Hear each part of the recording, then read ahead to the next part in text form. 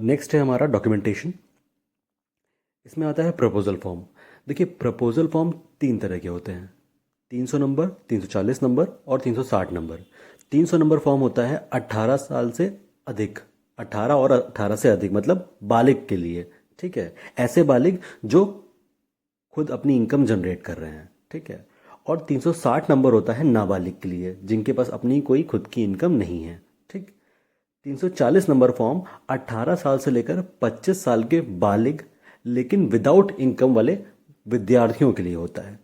ठीक है, 300 number 18 and above but having an income, 340 18 से 25 लेकिन विद्यार्थी, स्टूडेंट्स। ठीक है, इसके बाद आती है बात ACR। ठीक है, ACR मतलब एजेंट कॉन्फिडेंशियल रिपोर्ट। देखिए, जो भी एजेंट पॉलिसी कर रहा है वो अपनी तरफ से एक रिपोर्ट लगाता है। ठीक है, कुछ डिटेल्स भरता है जिसे हम कहते हैं एजेंट कॉन्फिडेंशियल रिपोर्ट। और अगर कोई बड़ा बीमा होता है या एजेंट के जानने वाले का बीमा होता है तो उस केस में MHR भरी जाती है। इसे कहते हैं मोरल हैजार्ड रिपोर्ट। ये ब्रांच की तरफ से भरी जाती है। ठीक है, ओके। इसके अलावा मेडिकल रिपोर्ट होती है, उसको हम बाद में समझेंगे। और first premium report receipt. First premium, देखिए, जब आपका बीमा कंप्लीट हो जाता है तो काउंटर पे पैसा जमा करने के बाद जो पहली रसीद मिलती है उसे हम कहते हैं फर्स्ट प्रीमियम रिसीट। ठीक है, FPR। और उसके बाद जितनी भी रसीदें होती हैं उन्हें हम बोलते हैं रिन्यूअल प्रीमियम रिसीट। ठीक। उसके बाद आता है हमारा पॉलिसी बॉन्ड। देखिए, हमने कहा था कि पॉलिसी एक कॉन्ट्रैक्ट है, तो कॉन्ट्रैक्ट का जो लीगल डॉक्यूमेंट होता है वो होता है हमारा पॉलिसी बॉन्ड। इस पॉलिसी बॉन्ड के तीन हिस्से होते हैं, इसी क्रम में याद रखिए। पॉलिसी शेड्यूल, स्टैंडर्ड प्रोविजन और स्पेसिफिक प्रोविजन। पॉलिसी शेड्यूल का मतलब होता है पॉलिसी से संबंधित सभी जानकारी, किसके नाम की है, कौन सा प्लान लिया है, कितने समय के लिए लिया है, किसको नॉमिनी बनाया है, जितनी डिटेल्स होंगी वो सब कुछ पॉलिसी शेड्यूल में होगा। ठीक है। नेक्स्ट, स्टैंडर्ड प्रोविजन मतलब कॉमन टर्म्स एंड कंडीशंस, ऐसे नियम जो सारी पॉलिसी में कॉमन है, जो सब में लागू होते हैं। ठीक है, उनको हम रखते हैं स्टैंडर्ड प्रोविजन में।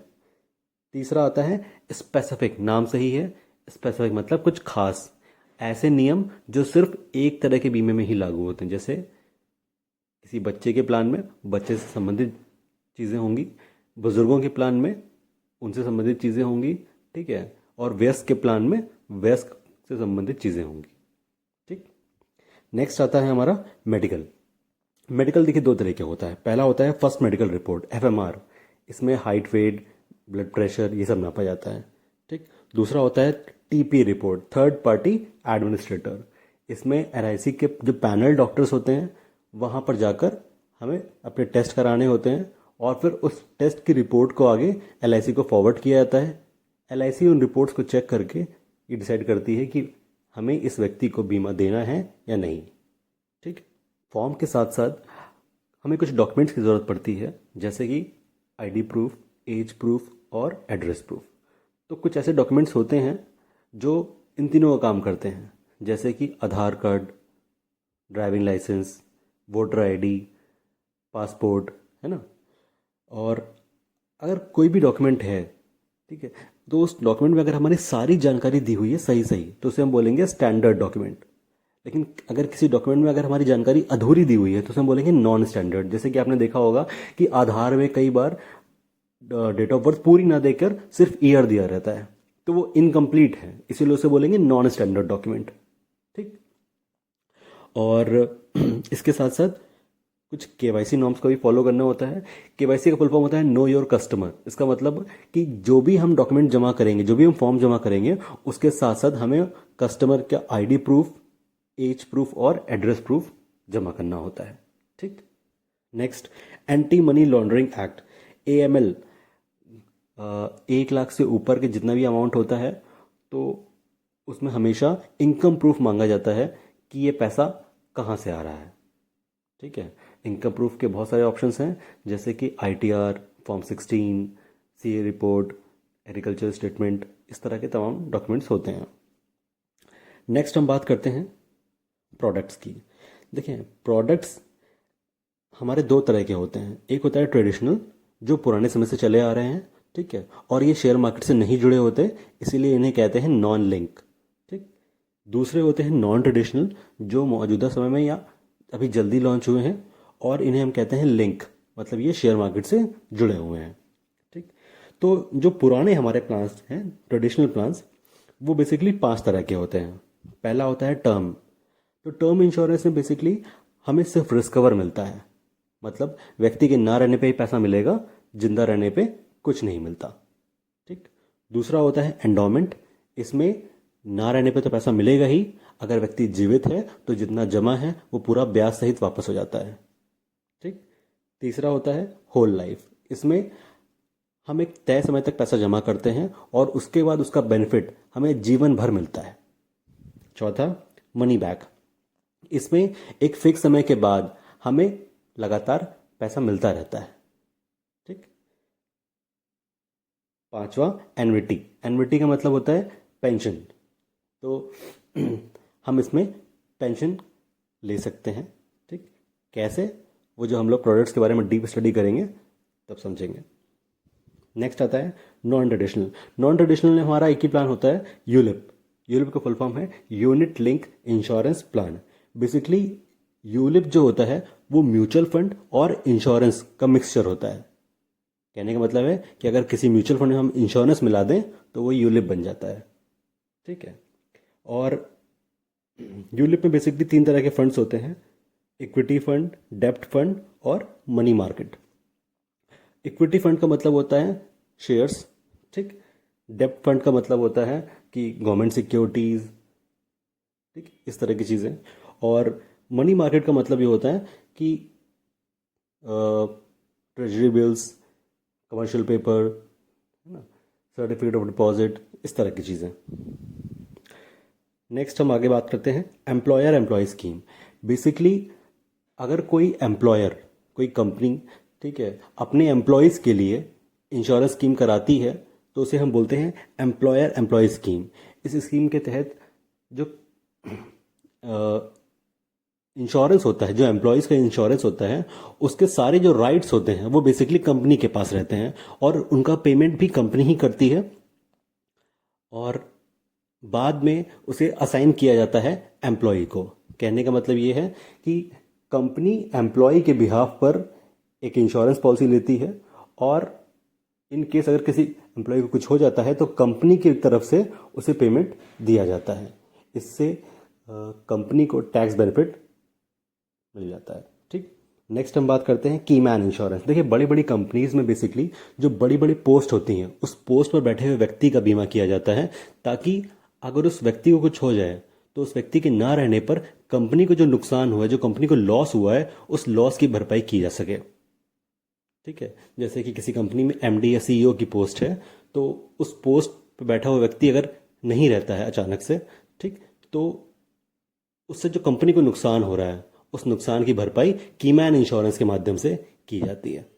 ठीक है। याद रखें कि कीमैन इंश्योरेंस में सिर्फ और सिर्फ टर्म इंश्योरेंस दिया जाता है, और कोई प्लान नहीं कर सकते इसमें। ठीक है। नेक्स्ट आता है मॉर्गेज रिडेम्पशन इंश्योरेंस। बेसिकली अगर कोई कंपनी किसी को लोन प्रोवाइड करती है, ठीक है, तो उस लोन के बिहाफ पर उसका इंश्योरेंस किया जाता है। ठीक। ताकि अगर व्यक्ति नहीं रहता है तो उस लोन का जो लॉस है उसको कॉम्पनसेट किया जा सके। इसे ही कहते हैं मॉर्गेज रिडेम्पशन इंश्योरेंस।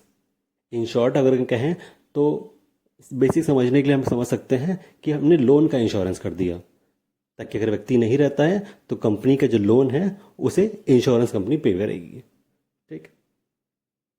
इसमें क्या होता है कि आपका जो लोन का अमाउंट है वो जैसे जैसे हर साल घट रहा है, तो उसी के रेशियो में आपका इंश्योरेंस भी हर साल घटता रहता है। इसे कह सकते हैं डिक्रीजिंग टर्म इंश्योरेंस। और चौथा होता है हमारा married women property act. Basically अगर किसी व्यक्ति ने किसी बड़े बैंक से एक बड़ा अमाउंट लोन के रूप में लिया है और उस व्यक्ति को कुछ हो जाता है, तो उस केस में बैंक तो उसकी सारी संपत्ति सीज कर देगी अपना पैसा वसूलने के लिए, तो उसकी फैमिली के पास कुछ नहीं रह जाएगा। ऐसे केस में उसकी फैमिली रोड पे आ जाएगी। ऐसा ना हो, इसके लिए MWP एक्ट बनाया गया और ये कहा गया कि अगर कोई व्यक्ति MWP एक्ट के तहत इंश्योरेंस पॉलिसी लेता है और अपनी वाइफ या अपने बच्चों को ट्रस्टी घोषित करता है, तो उस केस में कोई भी बैंक, कोई भी इंश्योरेंस कंपनी, कोई भी कोर्ट, कोई भी लेनदार उस पॉलिसी में नॉमिनेशन नहीं करा सकता है, असाइनमेंट नहीं करा सकता है, उस पॉलिसी को सरेंडर नहीं कर सकता। उसका जो पैसा होगा वो सिर्फ और सिर्फ ट्रस्टी को ही जाएगा। ठीक है, इसे कहते हैं MWP एक्ट। नेक्स्ट बात करते हैं क्लेम्स की। क्लेम का मतलब पैसा लेना है। ठीक है, तो अगर व्यक्ति जीवित है, मैच्योरिटी हो गई है, तो वह पैसा ले लेगा। सरेंडर करके पैसा ले सकता है। मनी बैक आ रहा है तो पैसा मिलेगा। पॉलिसी पर लोन ले लेगा तो उसको पैसा मिलेगा, या फिर अगर कोई पेंशन आ रही है तो उसे पैसा मिलेगा। ठीक है, ये तरीके हैं। अगर वो खुद पैसा ले रहा है, अगर वो जीवित है तो पैसा ले रहा है। दूसरा होता है हमारा डेथ क्लेम, मतलब अगर उसकी मृत्यु हो जाती है, तो अगर सामान्य मृत्यु होगी, नेचुरल डेथ होगी, तो सम एश्योर्ड के बराबर पैसा मिलेगा। अगर एक्सीडेंटल डेथ होती है तो सम एश्योर्ड का डबल पैसा मिल जाता है। ठीक है, और अगर 3 साल के अंदर, मतलब पॉलिसी लेने के 3 साल के अंदर डेथ होती है, तो उसे हम कहते हैं अर्ली क्लेम। अर्ली क्लेम में हमें 45 दिन के अंदर पेमेंट करना होता है। ठीक है, और अगर 3 साल के बाद डेथ होती है तो उसे हम कहते हैं नॉन अर्ली क्लेम। ठीक है, इसमें हमें 15 दिन के अंदर पेमेंट करना होता है। ठीक, नेक्स्ट आता है हमारा इनडिस्प्यूटेबिलिटी क्लॉज। अगर कोई पॉलिसी 3 साल तक चल चुकी है, 3 साल चल चुकी है, तो कोई भी कंपनी किसी भी ग्राउंड्स पर उस पॉलिसी को कैंसिल नहीं कर सकती है। कई बार देखा गया कि कंपनीज ने काफ़ी लंबे समय के बाद अचानक से पॉलिसी को कैंसिल कर दिया और कस्टमर को कहा कि आपकी हम ये पॉलिसी इस ग्राउंड पर कैंसिल करते हैं। तो ऐसे केस में कस्टमर के साथ धोखा होता है, ऐसा ना हो इसीलिए ये क्लॉज बनाया गया कि अगर 3 साल पॉलिसी चल चुकी है तो उस पॉलिसी को कैंसिल नहीं किया जा सकता। अगर कोई व्यक्ति 7 साल से लापता है तो कोर्ट उस व्यक्ति को मृत घोषित कर देता है और कोर्ट की उस रिपोर्ट के आधार पर हम उसे डेथ पेमेंट दे देते हैं, उसकी फैमिली को डेथ पेमेंट दे देते हैं। ठीक है, ओके। नेक्स्ट आता है हमारा हेल्थ इंश्योरेंस। देखें, हेल्थ इंश्योरेंस के केस में 3 कंडीशंस होती हैं कि हेल्थ इंश्योरेंस कराया क्यों जाए। तो प्राइमरी, सेकेंडरी और टर्शरी 3 कंडीशंस होती हैं हेल्थ के केस में। प्राइमरी कंडीशन का मतलब है कि कोई छोटी मोटी आपको दिक्कत हुई, आपको हल्की फुल्की सर्दी जुकाम हुआ, अपने डॉक्टर से दवा ले ली, अब ठीक हो गए। सेकेंडरी कंडीशन है कि आपको कोई प्रॉब्लम होती है, अपने डॉक्टर के पास गए, डॉक्टर ने कहा कि कुछ आपके टेस्ट वगैरह होंगे, आपने टेस्ट करवाया और 10-15 दिन के अंदर आपको आराम मिल गया। ठीक है। टर्शरी कंडीशन ऐसी होती है जिसमें इनिशियल टेस्ट होने के बाद कोई बड़ी बीमारी का पता चल जाए और डॉक्टर बताए कि आपका ऑपरेशन होगा, आपकी सर्जरी होगी। ऐसे केस में क्या है कि आपकी जो सेविंग है वो सारी की सारी आपके इलाज में खर्च हो जाती है। कहने का मतलब ये है कि आपकी सेविंग का लॉस हो रहा है, आपकी सेविंग का नुकसान हो रहा है। ठीक है, ऐसा ना हो इसीलिए हेल्थ इंश्योरेंस बनाया गया। देखिए, हेल्थ इंश्योरेंस 2 तरीके का होता है। एक होता है रिम्बर्समेंट, दूसरा मेडिक्लेम। रिम्बर्समेंट का मतलब होता है आप पहले इलाज कराइए, बिल हमें सबमिट करिए और उसके आधार पर हम फिर पेमेंट करेंगे। मेडिक्लेम का मतलब होता है कि आप हॉस्पिटल में जाकर एडमिट हो जाइए और जो भी खर्चा होगा वो इंश्योरेंस पॉलिसी सीधे हॉस्पिटल को पे करेगी। ठीक है, ओके। नेक्स्ट हम बात करते हैं कुछ गवर्नमेंट स्कीम के बारे में। तो आयुष्मान भारत योजना, आपको मालूम होगा कि ऐसे लोग जो गरीबी रेखा के नीचे रहते हैं, जो बिलो पॉवर्टी लाइन रहते हैं, उनके लिए भारत सरकार ने आयुष्मान भारत योजना स्कीम शुरू करी थी, जिसमें यह कहा गया कि प्रति परिवार 1 साल में 5 लाख रुपए तक का इलाज बिल्कुल फ्री होगा। ठीक है, और ये जो कार्ड है ये 30 रुपये पे करने के कोई भी बीपीएल रेखा के नीचे वाला व्यक्ति बनवा सकता है। ठीक है। नेक्स्ट आता है CGHS scheme, central government health scheme. इस स्कीम के तहत ये कहा गया कि ऐसे लोग जो केंद्रीय कर्मचारी हैं वो सेंट्रल गवर्नमेंट के जो हॉस्पिटल्स हैं वहाँ जाकर सस्ते दर पर इलाज करा सकते हैं। ठीक है। नेक्स्ट आता है हमारा ESIC, ऐसे कामगार जिनकी सैलरी महीने की 15,000 रुपये से कम है, वो ईएसआईसी के मेंबर होते हैं। उनकी कंपनी की तरफ से उनको बनाया जाता है, ईएसआईसी के मेंबर बनाया जाता है, और वो ईएसआईसी के हॉस्पिटल्स में जाकर सस्ते दर पर इलाज करवा सकते हैं। ठीक है। देखिए, नेक्स्ट हम बात करते हैं प्रिंसिपल ऑफ इंश्योरेंस की। सबसे पहला आता है principle of utmost good faith या प्रिंसिपल ऑफ ओबरिमा फाइट्स। इसका मतलब होता है कि ये विश्वास का आधार है। जो व्यक्ति बीमा करा रहा है उसे विश्वास है कि इंश्योरेंस कंपनी मेरे ना रहने पर मेरे परिवार को पैसा देगी। इंश्योरेंस कंपनी ये विश्वास कर रही है कि जो व्यक्ति बीमा करा रहा है वो सभी सही जानकारी हमें दे रहा है। ठीक है। नेक्स्ट बात करते हैं हमारा इंश्योरेबल इंटरेस्ट। जो व्यक्ति बीमा करा रहा है उसके पास बीमा कराने की कोई वजह होनी चाहिए। वो अपनी फैमिली की सिक्योरिटी के लिए बीमा करा रहा है, या अपने बच्चे की पढ़ाई के लिए, या बच्चे की मैरिज के लिए। ठीक है, कोई वजह होनी चाहिए बेसिक। Next, proximate cause. कोई भी नुकसान होता है, कोई भी लॉस होता है, तो सबसे पहले ये आइडेंटिफाई किया जाता है कि उस लॉस का बेसिक रीज़न क्या है। मान लीजिए कि कोई घोड़ा है, वो, या यूँ कहें कि कोई व्यक्ति है, वो घोड़े पे बैठकर समंदर किनारे जा रहा है। अब अचानक से घोड़े का पैर फिसलता है और वो घोड़ा नीचे गिर जाता है। वो व्यक्ति उस घोड़े के नीचे दब जाता है और उठ नहीं पाता। ठीक है। जिस जगह पर वो गिरा था वहाँ पर काफ़ी पानी था। पानी में पड़े रहने की वजह से उसे निमोनिया हो गया। सुबह जब लोगों ने देखा तो वो उसे हॉस्पिटल लेके गए, पर डॉक्टर ने तब तक उसे मृत घोषित कर दिया। डॉक्टर की रिपोर्ट के आधार पर उसे डेड पाया गया। अब यहाँ पर देखने वाली बात यह है कि वो निमोनिया से मरा या घोड़े के गिरने की वजह से। तो घोड़े से गिरने की वजह से उसकी डेथ हुई। बेसिक रीज़न क्या है? घोड़े से गिरना, है ना। शुरुआती में तो ये लग रहा है कि भाई निमोनिया की वजह से डेथ हुई, लेकिन बेसिक रीज़न क्या था हमारा? घोड़े से गिरना। तो घोड़े से गिरना, उसकी एक एक्सीडेंटल डेथ हो जाएगी, यही इसका प्रॉक्सिमेट कॉज है। ठीक। नेक्स्ट आता है इंडेमनिटी। इंडेमनिटी का मतलब ये होता है कि जितना नुकसान होगा हम हमेशा उसके बराबर का ही पेमेंट करेंगे। जैसे मान लिया कि किसी घर में आग लग गई, तो घर के जिस हिस्से में आग लगी उससे जितना नुकसान हुआ उस नुकसान को आइडेंटिफाई किया जाएगा और उस नुकसान के बराबर की राशि कंपनसेट की जाएगी, भुगतान की जाएगी। ठीक है।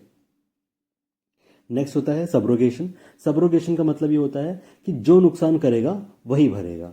मान लेते हैं कि एक नई गाड़ी लेकर कोई व्यक्ति जा रहा है और अचानक से उसकी गाड़ी को कोई दूसरा व्यक्ति ठोक देता है, एक्सीडेंट कर देता है। तो उस केस में क्योंकि उसके पास फर्स्ट पार्टी इंश्योरेंस होगा तो वो अपनी इंश्योरेंस कंपनी से क्लेम ले लेगा, लेकिन उसकी इंश्योरेंस कंपनी उस दूसरे व्यक्ति से क्लेम के लिए अप्लाई करेगी। ठीक है, क्योंकि गाड़ी उसकी कस्टडी में थी। बेसिकली गाड़ी की जो है वो उसकी प्रॉपर्टी थी। इंश्योरेंस कंपनी ने उस गाड़ी को इंश्योर किया हुआ था, और अगर उसकी चीज़ को कोई दूसरा नुकसान करेगा तो वो उससे पैसा ले सकता है। इसलिए जो नुकसान करेगा वही भरेगा। ये कहलाता है पांचवा नियम सब्रोगेशन का। छठा नियम कहता है कंट्रीब्यूशन। अगर एक व्यक्ति एक से अधिक कंपनियों से इंश्योरेंस लेता है तो उसे मैक्सिमम जो क्लेम मिलेगा वो उसकी एचएलवी के बराबर होगा। मान लेते हैं किसी व्यक्ति ने एक इंश्योरेंस कंपनी से 1 करोड़ का इंश्योरेंस ले लिया, दूसरी कंपनी से पहली कंपनी को छुपाकर एक और इंश्योरेंस ले लिया 1 करोड़ का, तीसरी कंपनी से पहली 2 कंपनीज को छुपाकर एक और 1 करोड़ का इंश्योरेंस ले लिया। अब उसकी डेथ होती है तो उस केस में उसकी अगर एचएलवी 1 करोड़ के बराबर है तो तीनों कंपनियां मिलकर उसे 1 करोड़ का पेमेंट करेंगी। इसे कहते हैं कंट्रीब्यूशन का नियम।